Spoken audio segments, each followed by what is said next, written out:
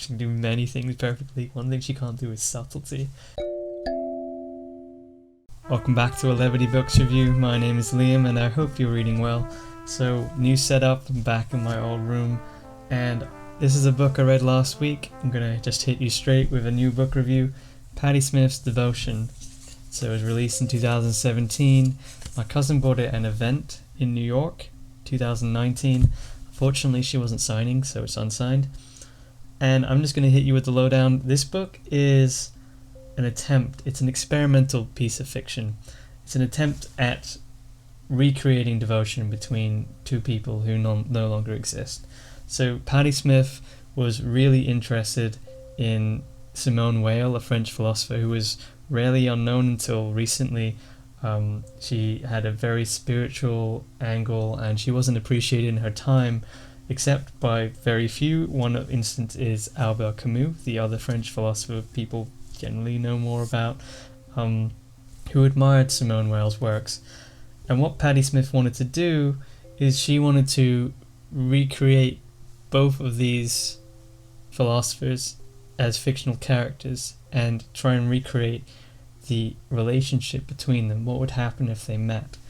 And I think that's what she's doing, because what we have in devotion is we have a man who admires a girl in a way that seems like the man is like Albert Camus and the girl seems like Simone Weil. And what makes this very experimental is Patti Smith, to do this book, when she wrote this book, she visited France, she visited Simone Weil's grave, and she visited the last house that Albert Camus lived in. And that experience, she was writing this story trying to recapture who these people were and trying to create a fictional narrative between them. So it's a really cool experimental piece, and it needs a little bit more background on Patti Smith for me to explain where this is coming from. So Devotion is a 100-page personal project in experimental fiction, and Patti Smith is very clear in her intention as it's set into 4 parts.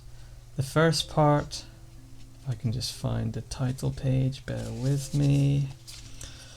The first part is related to her reading the biography by Simone Weil and being inspired. The second part is the story itself, Devotion. The third part is her visiting the house of Albert Camus and when she literally started putting pen to paper. And the fourth part is the photos of the visit itself and the beginning manuscripts and where they were written. So the whole story here is about how writers write. This is about the writing process. And Patti Smith is very referential. If you can see the blurb on the back, she's even comparing differences between how writers write. So she's very knowledgeable about other writers, so we do need to look a little bit more into her inspiration to see what she's trying to say about the inspiration for writing. The problem is, I think while it's a lofty goal to try and write a book about writing, the writing becomes a little bit what I call purple, as I'll explain a bit later. We need to know who Patti Smith is. So she's a heartthrob to men and women of counterculture vibes, because what she does is she's very humble and yet expressive.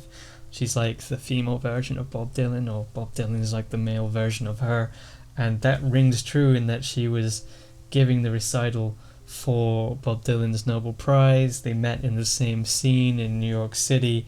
They are beatnik punks, and what she stands for is this free expression. And a lot of people think of her as a musician because she made her name with Horses in 1975, which was a very lyrically experimental piece of what was then punk rock.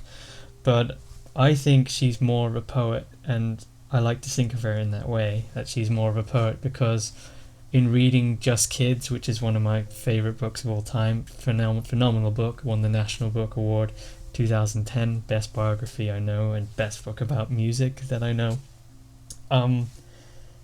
In that book you can see her early struggle with being an artist, like her trying to find her medium, and always in the back of her mind is this French poet again, French. She really likes European culture. Arthur Rimbaud. She really likes Arthur Rimbaud. She's pretty much obsessed with Arthur Rimbaud. I think she had a crush on Bob Dylan because he reminded her of Arthur Rimbaud. And Rimbaud's poetry is very extroverted and very visual. I always think of it a bit more like a more extroverted version of Sylvia Plath. And I think Patti Smith sees herself in Rimbaud. The difference, though, is that Rimbaud writes very darkly, whereas Patti Smith is very much like the sun. She's very kind of optimistic. Another thing we need to grasp from Patti Smith is that she's very spiritual and quite Christian too, and that might be why she has quite a respect for poetry, which is more on the spiritual side. Simone Weil was a spiritual philosopher, so I think she's got that angle to her too. There are a few punk rock figures that are quite spiritual, which puts her aside. The man in the story Devotion is also interested in Arthur Rimbaud's poetry, which is one of the cringe-worthy destructions of the fourth wall. It's just so obvious that Patti Smith wrote this. When she wrote that, I was like, okay, we get it. You see yourself as the man character. Like, not everyone knows Rimbaud. I mean, Rimbaud is brilliant, but Patti Smith's, it's both charming and also slightly, like, overly obvious. One thing that Patti Smith can't do, she can do many things perfectly, one thing she can't do is subtlety, and that's what this book shows. Unfortunately, I found it relatively disappointing compared to Just Kids, which is flat out perfect. This book, it has a great ambition, but I think it doesn't quite get there. So Devotion really is a story about a man who adores this young girl. He kind of stalks her, and he sees that she's very good at ice skating, and she's really, really interested in ice skating. But I think there are some problems with the story itself, because it's a little purple, and what I mean by purple is that it's overly stylistic to the point of being either incoherent or unenjoyable. It's almost like this is a short story that's written like a highly stylized poem, and because of that, things get so abstract and so complex that it's hard to convey all the detail that she's trying to get across with that level of writing. This book stands out as being a great book for people who want to understand writing or want to know about the creative process of writing something very impulsively, because this is more style than substance, but she clearly wrote it out of a very passionate feeling for what she was researching. She really documents the process of going about a story, researching it and writing it. The problem I have with this is it's hard to understand the characters' intentions. It's so purple, it's so poetic, but it's so hard to understand what's going on, why things happen, and the story itself, it just doesn't have that much development to it. There are some things that are quite unrealistic about it. So I think what's appealing about this book is not really the short story Devotion, but her documentation of the writing process. It's a very good book for showing how you go about thinking about a story based on historical fiction, and then acting it out and then writing it in the moment very passionately and very rawly. So it's more of a book for people who are creative. So that's why I'm giving this 3-star, because as a short story, it's not great, but as, or at least it's nowhere near what she can normally write and what I know she can write, but as a book exploring creativity, this is really cool. It's a really cool experimental project, and for people who want to be inspired to how to write, then it's a very good book. So it's almost like Letters to a Young Poet by Rilke, in a similar sense for writing a short story.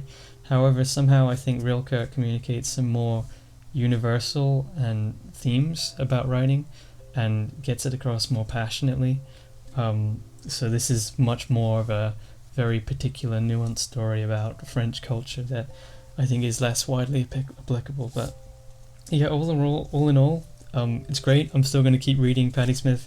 M Train I still haven't read, which is her like last other popular book. And I will probably read it because Patti Smith is kind of an icon. She's inspiring to me, and this still comes across as very unique writing. I just don't think that she shines her best here. So, check it out if you're interested in writing and what inspires people to write. But if you're looking for Patti Smith, definitely read Just Kid instead. Just Kid is far and away better and will give you a lot more better context of what she can bring to literature and why she actually writes what she writes, which I thought was the main intention here. So it's a complete project. It's just not as perfect as I wanted it to be. And that's it for now. Tell me what you think. Tell me if you like Patti Smith, or if you read any other musicians. I'd be interested in hearing. And as always, happy reading.